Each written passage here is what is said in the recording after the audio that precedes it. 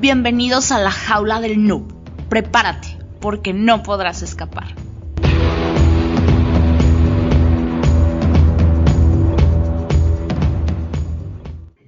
Hola, ¿qué tal? Bienvenidos a la jaula del noob, edición entrevistas. Y esta vez está con nosotros Mercedes Muñoz. Que bien, pues también están mis otros compañeros de la jaula del noob, del grupo de élite. Mercedes Muñoz tiene un perfil muy interesante. Sí podríamos decir que es hacker, que es geek, y no es muy común ver mujeres que están en este ámbito. Por eso creo que pues merece mucho que tú ahí en casita escuches esta entrevista. Y bien, Debug. Hola, ¿qué tal? Soy de BookSec y el día de hoy tenemos de invitada especial a Mercedes Muñoz, que es experta en ciberseguridad, ha participado en distintos proyectos de seguridad ofensiva, así como auditorías de pentesting en distintos entornos. Es un verdadero placer tenerte en esta nueva entrevista. Mercedes, bienvenida. Muchas gracias, el placer es mío. Bien, pues antes que nada, sí nos gustaría preguntarte, ¿desde qué edad surgió esta inquietud por los ordenadores? Pues la verdad te diría que al terminar el instituto, pues me gustaba, tenía asignaturas de informática, de programación, y sí que me llamaba bastante la curiosidad. Y como, bueno, tengo familia que es matemática, que es científica, entonces pues también me surgía la curiosidad y tenía bastantes libros de lo que era informática, de Pascal, de ensamblador, de bases de datos. Tenía libros ya lo que son antiguos en casa y leía bastante. Entonces, pues me picaba el gusanillo y me gustó, me interesó bastante empezar por la informática. También tenía opciones como filología inglesa o traducción de inglés porque me encantan los idiomas, pero la informática también, como está todo al final en inglés, todos los artículos y al final todo es tecnología, pues es como un combo breaker. Tenemos un 2 por 1 y me lancé por la informática. Súper. Y usted cuenta con el certificado de OSCP y es una meta a cumplir de muchas personas que están en este mundillo de la seguridad ofensiva. ¿Cómo fue su preparación y su experiencia para obtener el certificado de OSCP? Pues a ver, el OSCP me lo estoy preparando. Realmente tengo el CH, tengo WIFU, que es la certificación de Wi-Fi de Offensive Security, y tengo el CSX de ISACA. Estoy preparándome actualmente la certificación del CRTP de LN Security, si no recuerdo mal. No, perdón, de Pentester Academy, perdón. Y después de tener el CRTP, que es el Certified Red Teaming Professional, que es para introducir un poquito en conocimientos de Active Directory, pues me gustaría seguir preparando el OSCP porque ya que han introducido toda la parte de AD, me pareció bastante interesante la opción de estudiar primero CRTP y, y de esa forma pues afianzar conocimientos y tener la parte de AD para el OSCP pues también más preparada. Pero el OSCP es la preparación que he llevado hasta ahora es muy chula, principalmente porque hay un listado de máquinas de Hack the Box, de TryHackMe, de Pornhub, que que están disponibles y que son recomendadas para realizar como preparación de los ECP. No solamente adicionalmente al laboratorio propio de Offensive Security, se recomienda antes como preparación personal realizar estas máquinas y entrar en calor, que se dice. Entonces, pues yo estoy con estas máquinas antes de empezar lo que es con el laboratorio de Offensive Security y bueno, pues está muy interesante, la verdad. Son muchas horas delante del ordenador, peleándote con las máquinas y se aprende una pasadita, la verdad.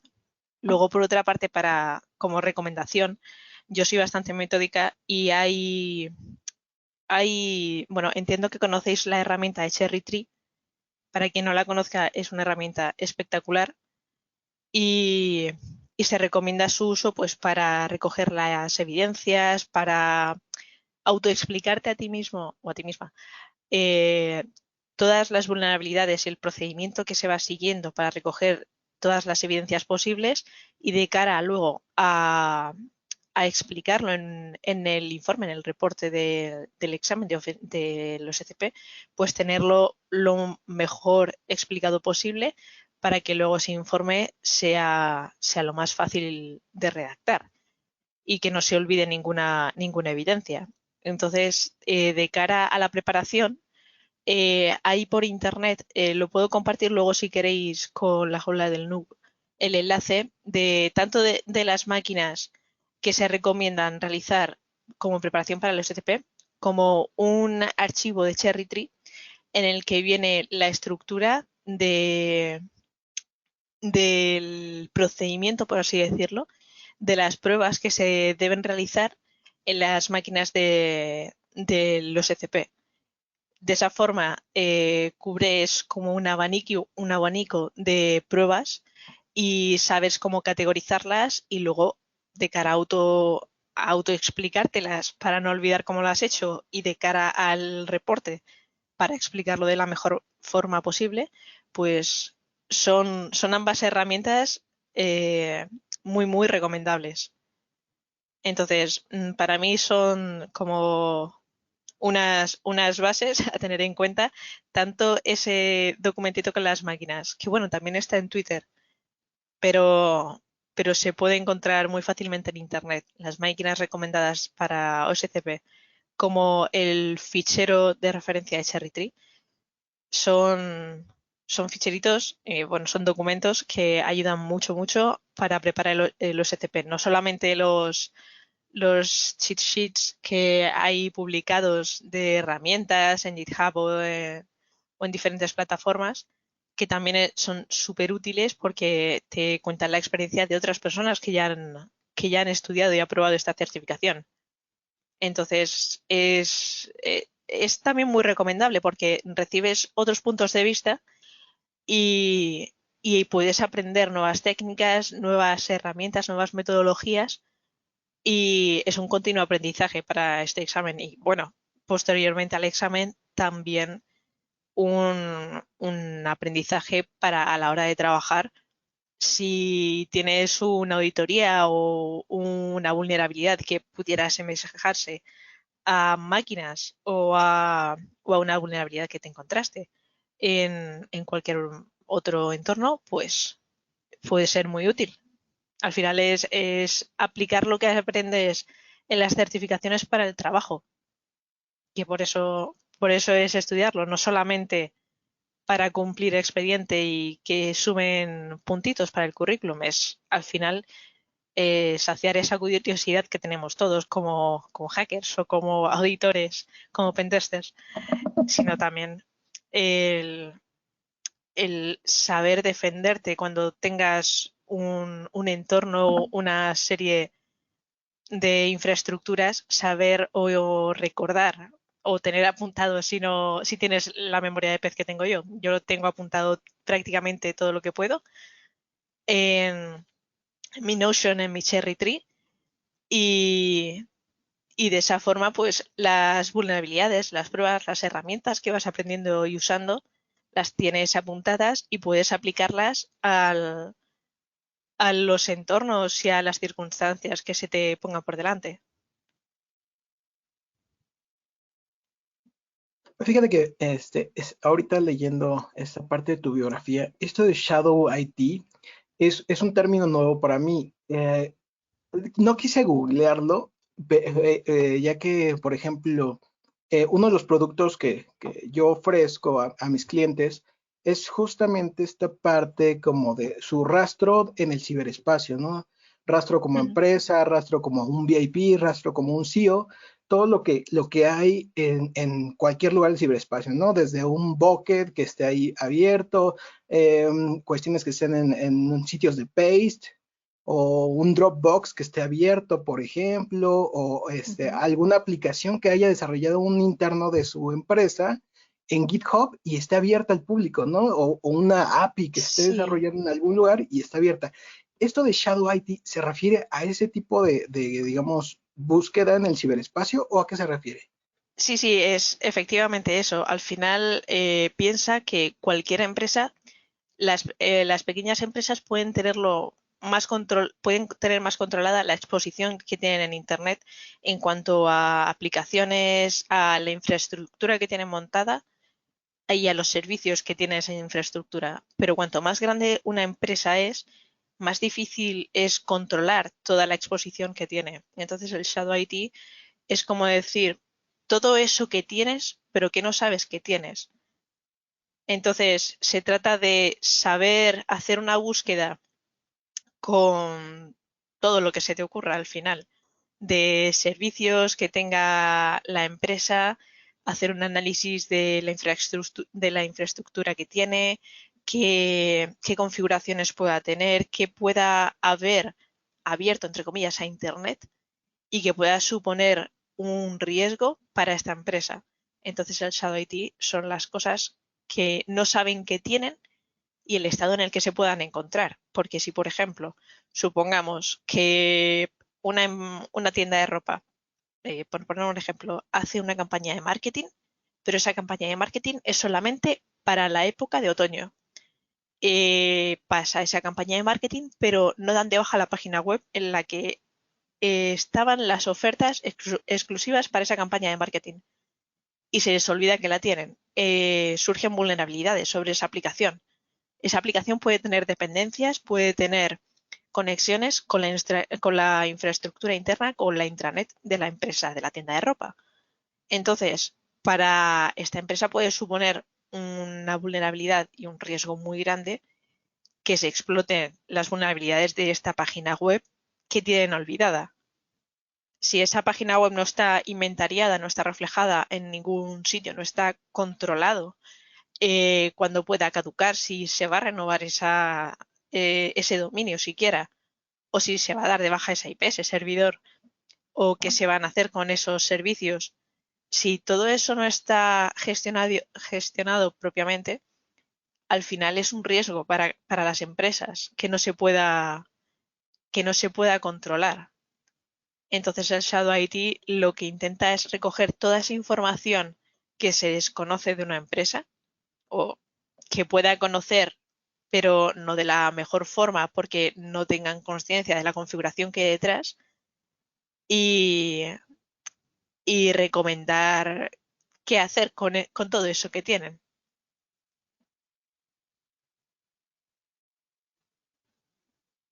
Es correcto, evidentemente. ¿Está bien?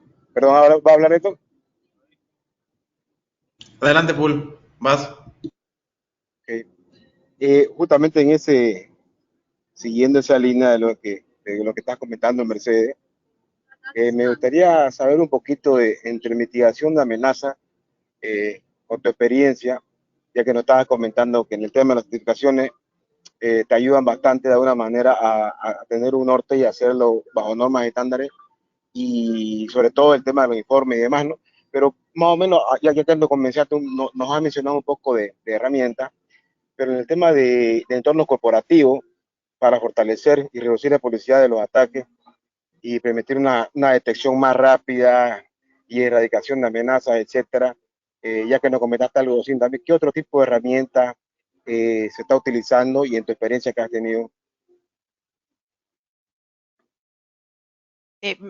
Creo que no he entendido bien la pregunta, disculpa. ¿Me puedes repetir? Disculpa. Perdón, no, mi consulta era en la mitigación de amenaza, en tu experiencia, ¿qué Sí, tipo de sí. herramientas en entorno corporativo? No sé, ahorita estamos hablando un poco sin investigación, pero en entorno corporativo, en ciberataque, puedes mencionar otro tipo de herramienta o otro tipo de técnica que con tu experiencia vos has utilizado para poder mitigar este tipo de ataque. Bueno, al final, herramientas corporativas como tal, no sabría decirte porque yo tiro principalmente de OSINT y, y herramientas que puedan estar públicas a nivel de investigación de todo lo que está expuesto. Ya puede ser, por ejemplo, Censys, Shodan, hay muchísimas aplicaciones que se encuentran gratuitas en Internet que pueden facilitar el acceso y el encontrar aplicaciones con ciertos filtros o con ciertas palabras clave. Y eso al final pues, puede facilitar mucho la tarea. No sé si te refieres a eso. Bien, bien, pues a mí dentro de las preguntas que me surgen es, ¿qué curiosidad te va más? ¿Lo que viene siendo Blue Team o cuestiones defensivas o las cuestiones del Red Team? Veo que esto de vulnerar las máquinas pues se ha vuelto algo, vamos a llamarle de común denominador, ahora con los capture de flag, muchos congresos, incluso al final de las charlas o todo ese tipo de interacciones, dicen, bien, ahora vamos a probar lo aprendido y ponen ahí unos servidores o ponen unas computadoras y te tienes que meter, pero creo que también esto se ha hecho como que demasiado fuerte en la parte de red teaming, no sé cuál sea tu opinión, o sea, las personas están muy preocupadas por la vulnerabilidad, pero a lo mejor ves otras áreas más descuidadas, a lo mejor no hay captures de flag de OSINT, por ahí le damos seguimiento a que existe una empresa que se llama Trace Labs, en donde organizan estas search parties, aplican el OSINT para estar buscando personas de interés, personas desaparecidas, o sea, que tenga cierto contexto el estar aplicando las técnicas. Pero, ¿qué opinas un poquito de esto? ¿Por qué todo se está cargando hacia el lado del red teaming y el blue teaming está un poquito descuidado? Sí, efectivamente. Además, especialmente Trace Labs es una plataforma que me encanta. Me encanta la visión y valores que tiene el proyecto. Y bueno, a mí a nivel personal me gusta mucho lo que es la parte ofensiva, pero todo lo que es la inteligencia, el OSINT también me llama muchísimo. Entonces, sí pienso que se le da bastante más relevancia a la parte ofensiva que a la defensiva, pero también hay proyectos como, por ejemplo, TryHackMe, que es otra plataforma como Hack the Box, o en castellano hay una plataforma bastante buena que se llama HackRocks, no sé si la conocéis, que también tienen retos para aprender en diferentes ámbitos, no solo a nivel de ofensivo, sino también tiene como tips para inteligencia, para forense, para criptos. Entonces, no solamente se centra en buscar vulnerabilidades y encontrar la flag, sino también se diferencian con Hack the Box en que tienen una finalidad más educativa. No solamente buscar la flag y la vulnerabilidad y el exploit, sino que aprendas y entiendas de qué trata la vulnerabilidad. Entonces, son plataformas que también son menos conocidas, por supuesto, que Hack the Box, porque al final es como el estándar, entre comillas, dentro del sector y es la más conocida. Pero TryHackMe y HackRocks tienen una finalidad como, pues eso, más instructiva y son muy interesantes. Luego hay otra plataforma que, si me permitís, voy a escribirla, que se llamaba Cybrary, como una mezcla de Cyber y Library. Si no sí, eso es. Cybrary.it, que es muy interesante. Yo la conocí hace años y la tengo un poquito olvidada, pero es una pasada de plataforma porque no está tan orientada a los CTFs, a los Capture the Flag, sino que son como cursos introductorios, hasta donde recuerdo son gratuitos, y te van explicando eh, diferentes ámbitos según quieras aprender. No solamente en cuanto a cursos que puedan estar publicados te dan como pequeños tips, sino también quieres aprender un poquito de móviles. Es súper, súper chula. Y bueno, también hay que decir que hay que llevarse bien con los idiomas. Está principalmente en inglés, hasta donde recuerdo. Entonces, creo que si no te defiendes con el inglés está un poquito complicado, pero es una pasada. Luego, por otra parte, yo estoy metida en un proyecto que se llama Securiters, que estamos dando visibilidad en todo lo que es ciberseguridad a todos los públicos, no solamente a perfiles técnicos, sino también pensando en que los que nos dedicamos a la ciberseguridad, el propósito final es securizar máquinas, pero de cara a las personas. Las personas son a las que queremos proteger en última instancia. Entonces, queremos que las personas, y que son el eslabón más débil también, tengan pequeños tips, pequeños consejos de ciberseguridad. Y bueno, mi compañera Marta es quien está a la cabeza del proyecto y estamos mi compañera Carol y yo echándole una mano. Y bueno, tenemos también un podcast y que hablamos del tema y pues dando pequeños consejitos de ciberseguridad, explicando pequeños conceptos y al igual que este podcast para aprender un poquito todos de todos y bueno, paralelamente para compartir, perdón, para compartir conocimiento hemos publicado ahora recientemente una wiki que, que explicamos pues también conceptos de ciberseguridad, vulnerabilidades, eh, herramientas no solamente de ciberseguridad, quiero decir, de ciberseguridad orientada a la ofensiva, sino un poquito de todo. También hablamos de certificaciones,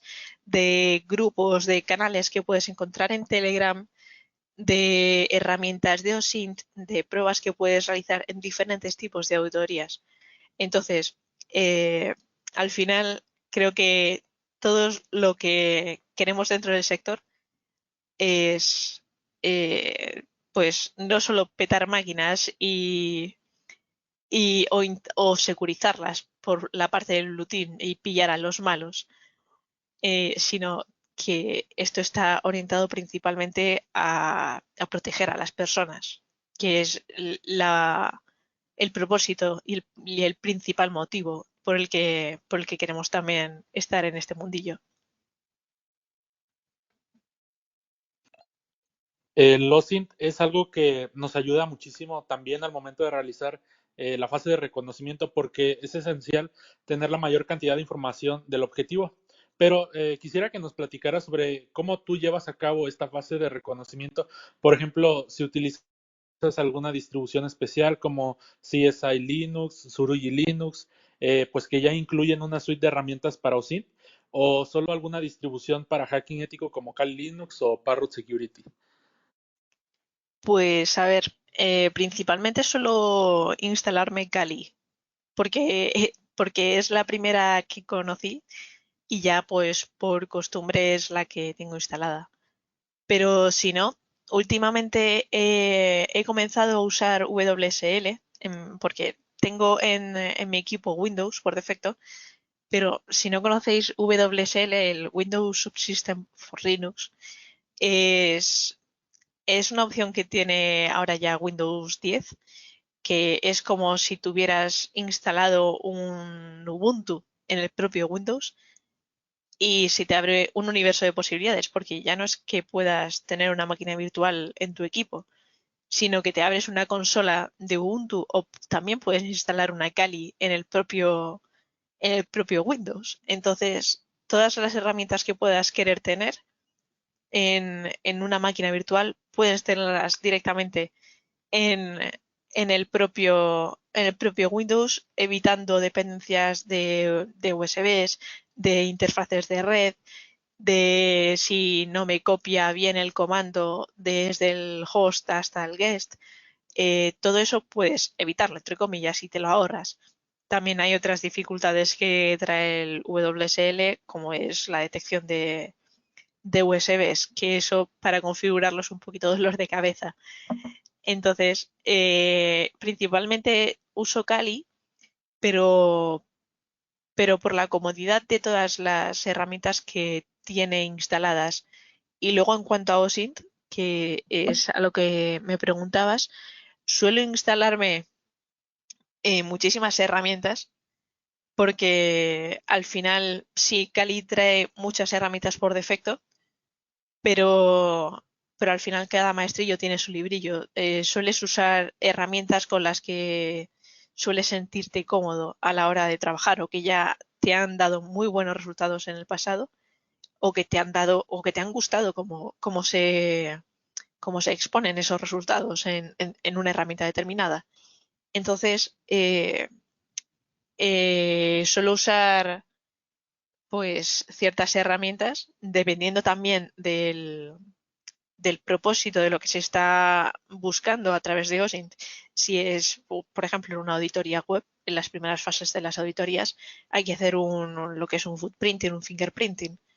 Entonces, a la hora de investigar un poquito sobre esa web, qué servicios puede estar compartiendo ese servidor, además de lo que es la propia página web, si se trata de un único servidor en esa dirección IP o hay otros virtual host alojados dentro de esa misma dirección IP, ver las propias configuraciones que tenga ese dominio. Hay herramientas online con las que puedes realizar directamente un Nmap si no deseas realizarlas desde tu propio equipo. Entonces, a nivel de certificación de certificados también puedes realizar pruebas online, puedes realizarlas en tu equipo local. Hay un universo de posibilidades. Si nos vamos de la web a directamente personas o empresas, también se puede realizar investigaciones de OSINT con otra pasada de servicios que hay online. Tenemos Intel X, tenemos, a ver, he hecho un mano de la chuletilla porque tengo memoria de pez. Hunter.io para buscar, por ejemplo, emails de personas que pertenezcan a una empresa. Tenemos leaks, tenemos un montón de páginas que nos pueden proporcionar si una dirección de email se encuentra en diferentes bases de datos que han sido liqueadas. Y en algunos casos, no. Si pagas, creo que puedes encontrar la contraseña correspondiente que ha sido liqueada.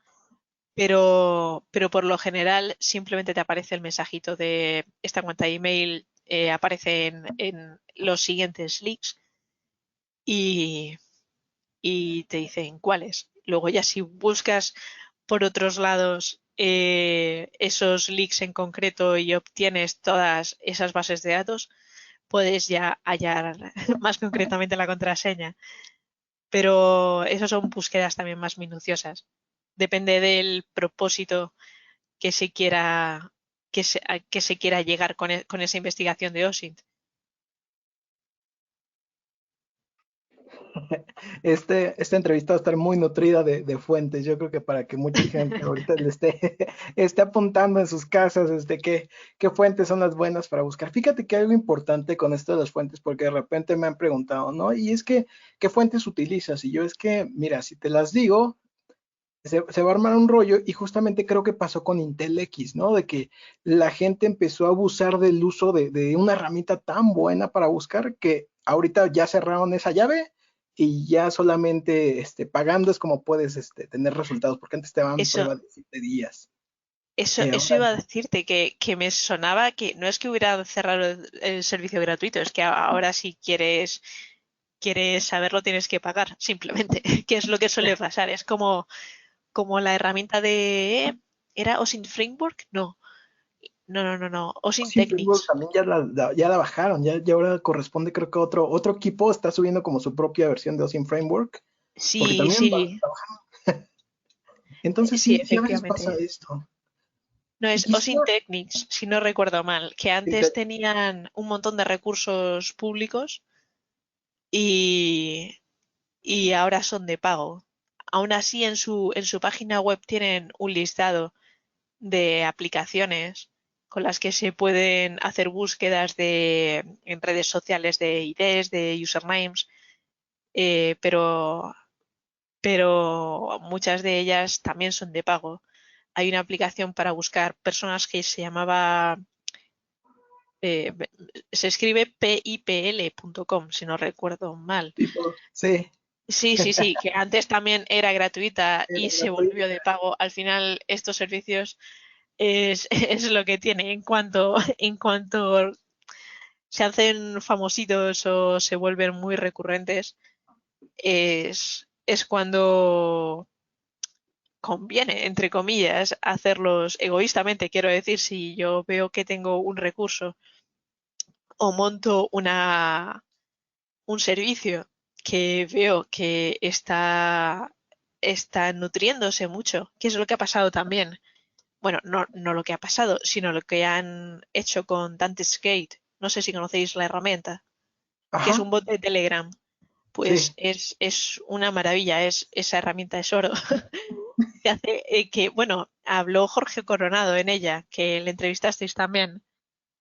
Ujú. Pues es una pasada de herramienta y también es eso, es un servicio que, jolín, que funciona a las mil maravillas y es normal que se pida un dinero a cambio. Al final es como se mueve el mundo. Pero bueno, lo que os decía de las herramientas, la wiki que os comentaba, la tenéis disponible. A ver, voy a compartiros el enlace por si queréis compartirlo. eh, que es una pasada. Ahí el equipo de Securities vamos publicando muchísimas herramientas y, y tanto pues al final de cualquier ámbito, porque hay, hay tantísimo la seguridad. No es solamente lo que comentaba Héctor, no es solamente ofensiva, que es lo que más se le da visibilidad, sino también tenemos auditorías de Wi-Fi. Tenemos que también es importante securizarlas. Tenemos el Bug Bounty, que ahora eso ha crecido muchísimo y hay gente que directamente ha dejado de trabajar y vive del Bug Bounty y es espectacular. Esta mañana me han comentado en el trabajo que había una persona que ha recibido creo que $130.000 o así de un bounty que ha conseguido. Y digo, a ver, escuchas esas cosas y te motivan enormemente. Digo, vale, dejo de trabajar, me voy al campo y me dedico al bug bounty.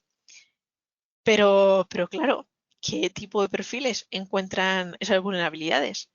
Porque a la hora de empezar, te das cuenta de que tú estás viendo y estás buscando una serie de vulnerabilidades, pero, pero de la misma forma que estás tú, están otros cientos de personas buscando vulnerabilidades sobre una misma página o un mismo endpoint. Entonces, dices, y si lo que estoy mirando yo ahora mismo ya lo han mirado 20 personas o 50 personas y no han encontrado vulnerabilidades, ¿por qué yo sí voy a encontrarla? Entonces, esa reflexión es la que yo creo que frena muchísimo a la gente, pero, pero también es una forma muy buena de aprender, porque no estás buscando una flag, como pueden ser los CTFs, sino que ya directamente estás limitado por un scope, que es el que te limitan en las páginas correspondientes, ya pueda ser en HackerOne, en Just We Hack, en, a ver, no sé, hay cientos y cientos de recursos de, de Bug Bounty. Está también BugCrowd, HackerProof, es una pasada. Entonces, también depende de dónde vivas. No es lo mismo HackerOne, por ejemplo, que es americana, si no recuerdo mal, que Yes We Hack, que es europea, si no recuerdo mal. Entonces, según dónde vivas tú, según las normativas de cada empresa, te pueden beneficiar más unas u otras por las legislaciones de ese país, de ese continente. Entonces, pues eso ya es, es querer entretenerse cada persona si le apetece. La más conocida, por supuesto, es HackerOne. Y ahí pues es buscar un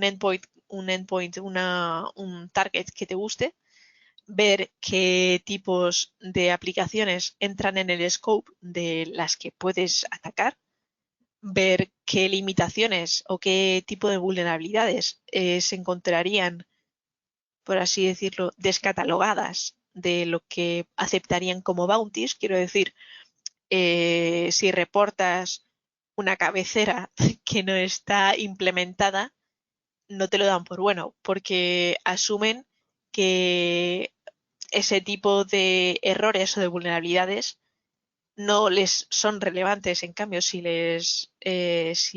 reportas un cross-site, un SQLI, un CSRF, ahí sí que puede suponer un riesgo y un bounty y una recompensa mucho más interesante, tanto para ti como bounter, como para la empresa que le estás reportando una vulnerabilidad que, que tiene un riesgo mucho mayor. Entonces, pues cuanto más criticidad y cuanto más jugosa sea la vulnerabilidad, por así decirlo, más recompensa tienes. Y eso también viene declarado dentro de lo que son los criterios de cada empresa a la hora ¿cómo decirlo? De definir los tipos de pagos que hacen. Quiero decir, por este tipo de vulnerabilidades te voy a dar este rango de dinero. Ahí ya eh, lo que, según el tipo de vulnerabilidades que quieras buscar o lo que ese olfato que vas desarrollando te vaya diciendo, el Bug Bounty es una pasada. Yo honestamente no le dedico más tiempo porque me faltan horas al día y ahora con el proyectito de Securitas me falta más aún. Entonces, yo animo a la gente que si le gusta y si quieren aprender, el Bug Bounty ya no solo es perdón, la motivación por esa recompensa económica, sino de cara a aprender y a ver pruebas, a ejecutar la respuesta de servidores en entornos reales. Es una forma de aprender que es una pasada. Entonces, más allá de lo que pueda ser un CTF para, para poder explotar una vulnerabilidad en concreto o aceptar, o no aceptar, sino asimilar ciertos conceptos de ciertas vulnerabilidades, entender qué es una vulnerabilidad de Kerberos-Wasserstein en ADES o por qué se producen X vulnerabilidades si tienes una suite de cifrado habilitada o no habilitada en el servidor. Todo eso es mucho más chulo porque cuando lo explotas dices, ostras, qué guay. Es mucho, jolín, te da más satisfacción cuando dices, jolín, eh, estoy petando X empresa o estoy intentando petar X empresa y si lo consigo me van a dar pasta, aunque sean $5, pero oye, son tus $5 que te los has ganado y eso al final te termina motivando muchísimo más. Que eh, yo animo a muchísima gente, por eso, a aprender Book Bounty, que es una forma también muy chula de aprender. En su tiempo libre, nunca en tiempo de trabajo.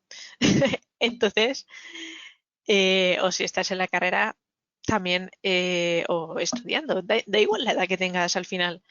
Si te pica el gusanillo, te apetece aprender a través de write-ups de Book Bounty, también se aprende una pasada, una pasada. y al final son experiencias y son vulnerabilidades que han explotado pues pentesters en entornos reales. Y es una forma genial también de aprender. Entonces, pues, A mí me interesa que nos platiques un poquito o que le comentes a la audiencia, creo que ya hemos abordado un poquito de esto, del entorno laboral. Hasta cierto punto, la ciberseguridad, el OSINT y todo esto, finalmente, pues tienen convergencia con la industria de la ciberseguridad. Entonces, ¿tú cómo ves que el OSINT apoya a las empresas o qué puede hacer el tener una persona de ciberseguridad en las empresas? Creo que muchas veces se menosprecia esto. Ya hemos hablado un poquito de, pues, qué podemos hacer personalmente para desarrollarnos, para obtener habilidades. Sí, algunas herramientas son privadas, algunas herramientas son públicas. Yo siempre creo que, pues, debes de conocer la gran mayoría o descargarlas o intentarlas correr, por ejemplo, o sea, por lo menos, o sea, ver qué hacen las herramientas. Sé que algunos pueden llegar a tener metodologías como muy lineales, en donde pues yo uso estas tres herramientas, algunos pueden ser más experimentales, añadir más herramientas a su arsenal, pero ciertamente, pues esto de la ciberinteligencia ya no es como de jugar, ya las personas lo ven como, bueno, esto es de una industria, o sea, el que yo tenga a estas personas investigando mis IPs, checando de dónde llega el spam, no vaya a ser que nos quieran hackear los rusos, hay que estar checando las IPs, que no vengan de Rusia. Sí, tiene que haber cierto contexto realmente de que debe de salir de los datos. Esto yo siempre lo he manifestado mucho con mi equipo. Hay de repente equipos de respuesta a incidentes computacionales, los llamados CERTs, y muchas veces algunas personas que suelen tener ciertos puestos pueden decir que lo hacen por intuición y demás, pero no creo que a veces sea lo correcto. Tiene que decirlo el firewall, tiene que decir la IP, o sea, tiene que haber cierta investigación y hoy en día pues el OSINT creo que nos aporta bastante. ¿Qué otras áreas de oportunidad ves para las personas que hacen ese tipo de técnicas y también la ciberseguridad y la ciberinteligencia como contexto? ¿Para qué me serviría en el campo laboral?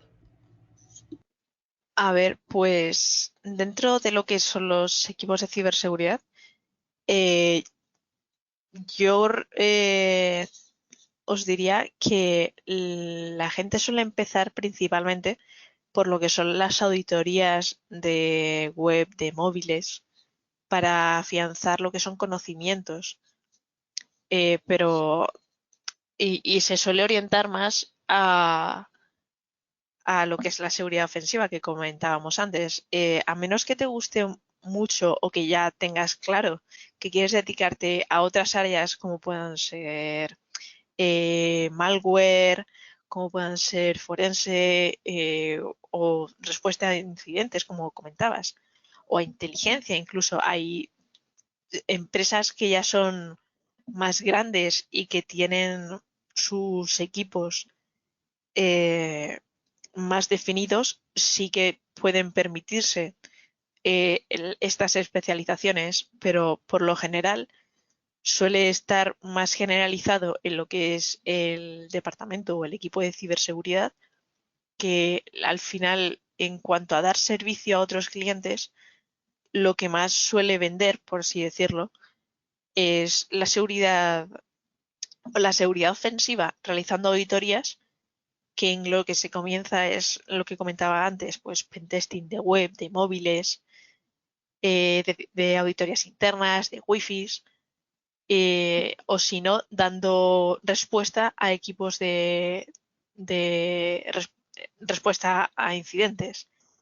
Entonces, a nivel de inteligencia, yo diría que quien lo conoce y de la misma forma que el Blue Team, quien lo conoce, quien lo tiene claro, es porque ya ha cacharreado de forma autodidacta y ya lo tiene claro. Entonces va directamente a las empresas o a las consultoras o al cliente final, que se dice que las empresas son o consultoras o clientes finales, o da servicio a un tercero.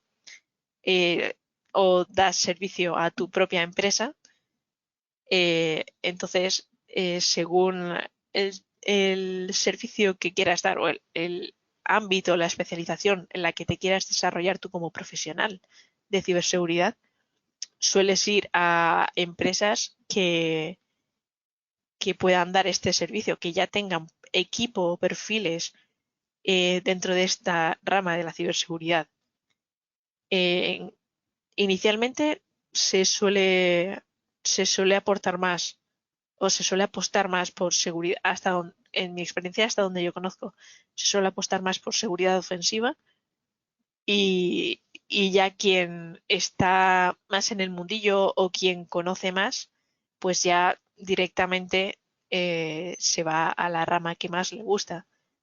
Yo tengo muchos conocidos, muchos compañeros de profesión que directamente sabían que lo que querían era inteligencia, por ejemplo, y son espectacularmente buenos en lo que hacen. Y les ha costado a algunos más, a otros menos, hacerse un huequito en equipos, en empresas en los que sí tenían departamento de inteligencia o departamento de malware, porque es lo que decimos, es más específico y es más difícil encontrarlo, pero al final es paciencia o hacerte un hueco en el sector o investigar por tu cuenta y publicarlo o también buscar empresas en el extranjero que permitan el trabajo remoto o si no, irte a vivir al extranjero. Eso ya las ganas que tenga cada uno.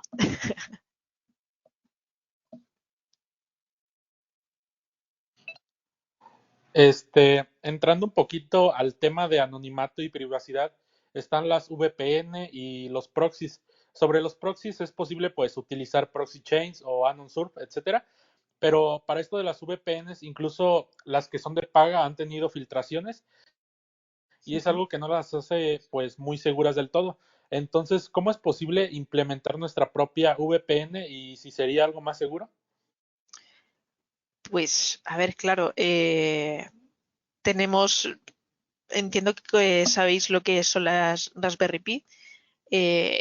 Estos cacharritos se abren un universo de posibilidades y con ellas, por ejemplo, tengo un par, estuve con una cacharreando para montarme mi propio servidor VPN, que al final pues puedes estar desde cualquier sitio y estar desde tu casa y si quieres además estar conectado a otro servicio tercero de VPN, pues apaga y vámonos, que se dice.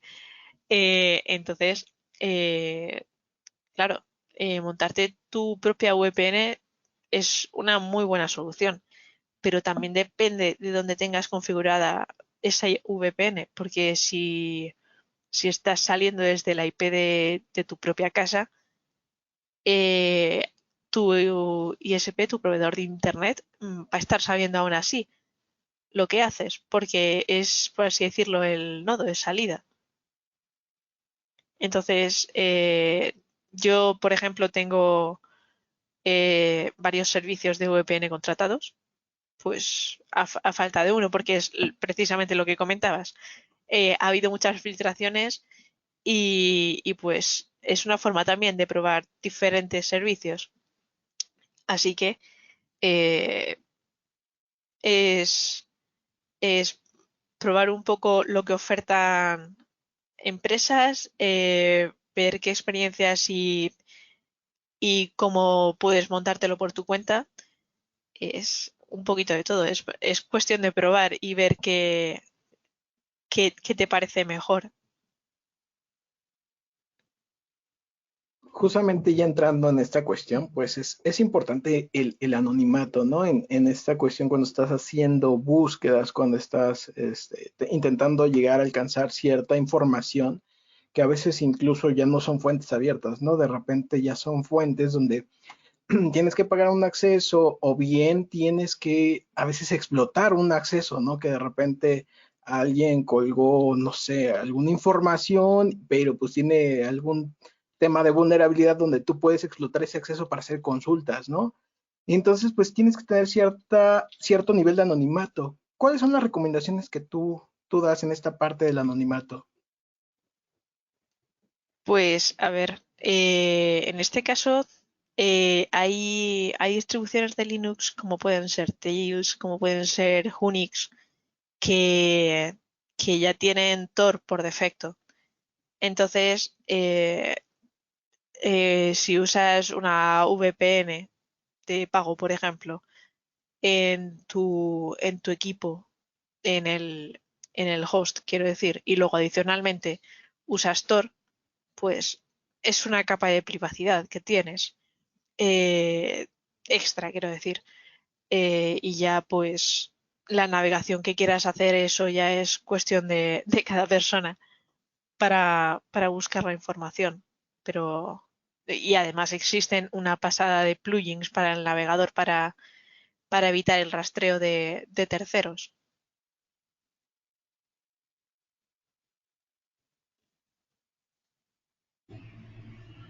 Bien, y entrando un poquito ya para relajarnos en detalles personales, ¿cómo aprendes al día a día y cómo es un día habitual para ti? Por comentar algunas cosas, ¿no? O sea, yo suelo levantar, leer noticias, primero informarme si no hay algún nuevo exploit, luego posteriormente voy a ver si no hay algunas nuevas herramientas, descargarlas.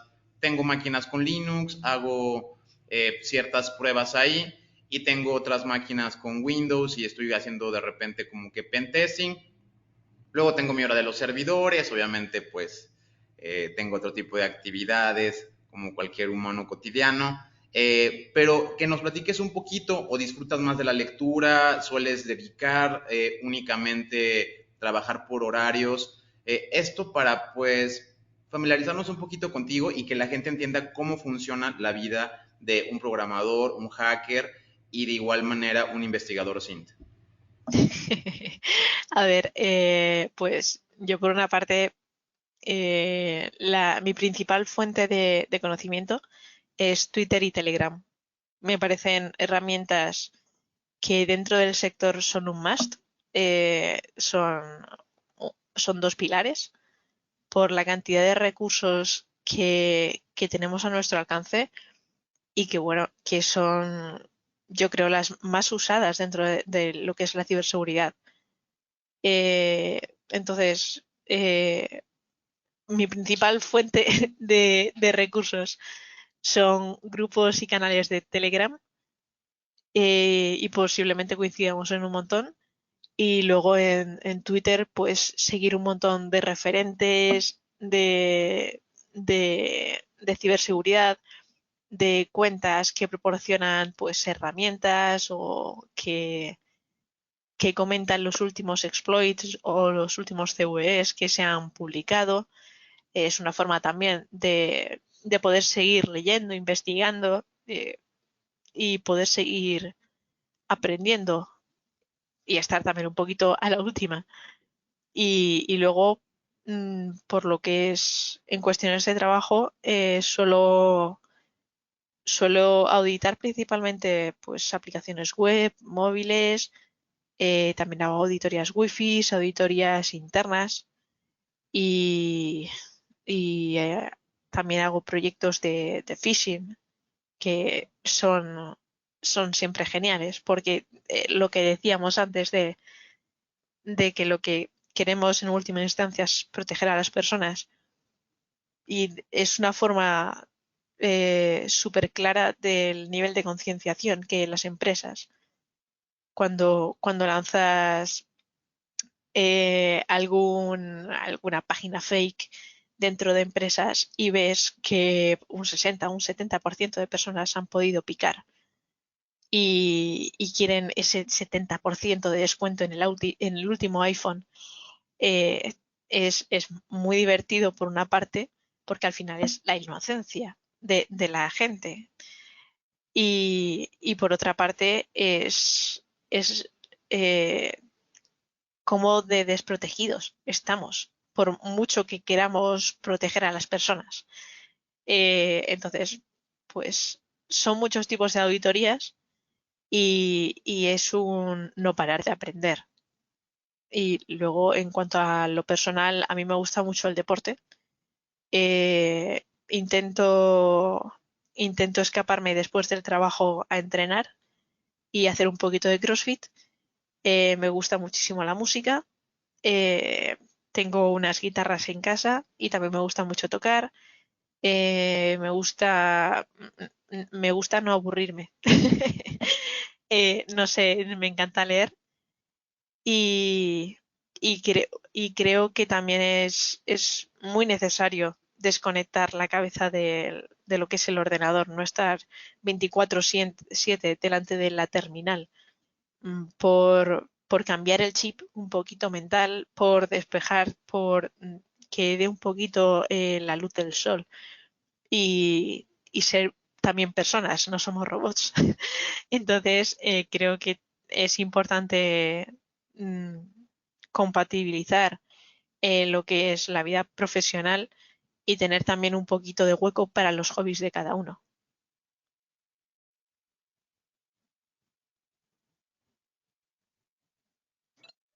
Eh, Paul, ¿tienes alguna otra pregunta? Bueno, perdón, me ausenté esta vez en las aulas, pero te he escuchado todo, Mercedes. Mil disculpas, lo que pasa es que estaba en tránsito, estaba viajando, ¿no? Pero la verdad que ha sido súper nutrido. Se nota la dedicación, la investigación, la pasión. La verdad que yo admiro mucho cuando las personas tienen pasión de lo que hacen, netamente, ¿no? Y el fin y el propósito que lo acabas de mencionar y que me gustó mucho y me quedo con esa frase, porque todo esto es para cuidar y ayudar a las personas, ¿no? A subirles las defensas digitalmente, como bien Eso hemos es. escuchado anteriormente, ¿no? Entonces, la verdad que el trabajo que estás haciendo y de la manera que lo haces y el nivel técnico que tenés, la verdad que es increíble. O sea, no esperaba menos, pero sí me gusta bastante, me gusta mucho eso. Y es lo que se necesita hoy por hoy, ¿no? Entonces, yo muy agradecido, muy nutrido, ¿no? ¿Qué más puedo preguntar a nivel técnico y demás? Ya creo que lo ha dicho todo, no, muy buena información, excelente, y te agradecemos de manera de manera desinteresada y eso se valora bastante, ¿no? Y eso es bueno para los oyentes, para que tengan un poco más de guía, ¿no? En todas sus investigaciones y demás. Y todos los puntos que tocas son clave, más allá de técnico, el tema de investigar, como acabas de mencionar, tu día a día, como lo menciona Héctor, nosotros básicamente lo que hacemos es eso, pues, ¿no? Porque no dejar de aprender, estar todo el tiempo conectado, no perder la capacidad de asombro, la curiosidad, y siempre estar probando herramientas una y otra y una y otra, como estabas comentando lo de las VPN, que a mí me gusta bastante ese tema. Es verdad, es correcto, siempre estás ahí modificando algo, viendo, vulnerando vos mismo, vulnerando lo que tenés. ¿Por qué? Porque la idea es evolucionar, porque así como va evolucionando los malos, también tenemos que hacerlo nosotros, ¿no? De alguna manera, ¿no? Y ahí vamos mitigando y creando nuestra propia wiki, recordatorios, etcétera, ¿no? Porque a veces no todo está en la cabeza, ¿no? Pero hay know-how que quedan ahí, ¿no? Como yo he observado bastante en tu respuesta, que hay un know-how muy grande, la verdad que sí, lo admiro mucho eso, se respeta mucho. Entonces, muy agradecido, querida Mercedes, yo te agradezco por mi parte y por súper nutrido, gracias. Gracias, gracias. Muchas gracias.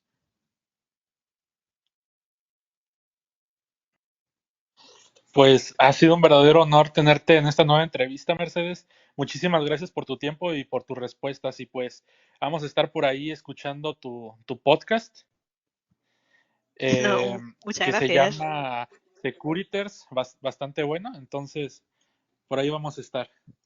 Sí, bueno, el podcast lo lleva Marta principalmente, es quien está más presente en redes, es la cabeza más visible del proyecto y es quien lo ha creado principalmente. Mi compañera Carol y yo estamos apoyando y echando una mano y bueno, y también sois bienvenidos al podcast, así que cuando queráis también nos vemos por allí. Y bueno, para mí también un placer inmenso que me hayáis escrito para poder charlar un ratito con vosotros. Y cualquier cosa, hablamos por redes sociales y estoy a vuestra disposición. Bien, pues la verdad, Muy interesante todo lo que nos has aportado, Mercedes. Estamos muy contentos con la entrevista. De igual manera, también es bien importante hacer esta mención porque, pues, para ser hacker no necesitas ser hombre o mujer. Es una cuestión mental, más que nada. Cualquier persona puede lograrlo. Y realmente yo creo que incluso puedes obtener ciertas virtudes. No se ha explorado mucho porque todos lo sabemos, que faltan muchos profesionales de ciberseguridad y sobre todo mujeres, pero que podamos tener ambientes híbridos y ellas nos pueden dar muchas cosas para las investigaciones. Definitivamente el conjuntar cerebros y habilidades podría ser bueno para equipos multidisciplinarios de investigaciones OSINT, cómputos forenses, respuesta a incidentes. Entonces esto que motive a otras personas a estudiar del tema y pues especializarse en el área de ciberseguridad. Muchas gracias. Esto fue La Jaula del Noob. Gracias por habernos acompañado. No te pierdas el próximo episodio. Recuerda darle like, suscribirte y compartir. Esto fue La Jaula del Noob. Sale mucho fake, que solo es un lamer y quiere joder, y no va a poder.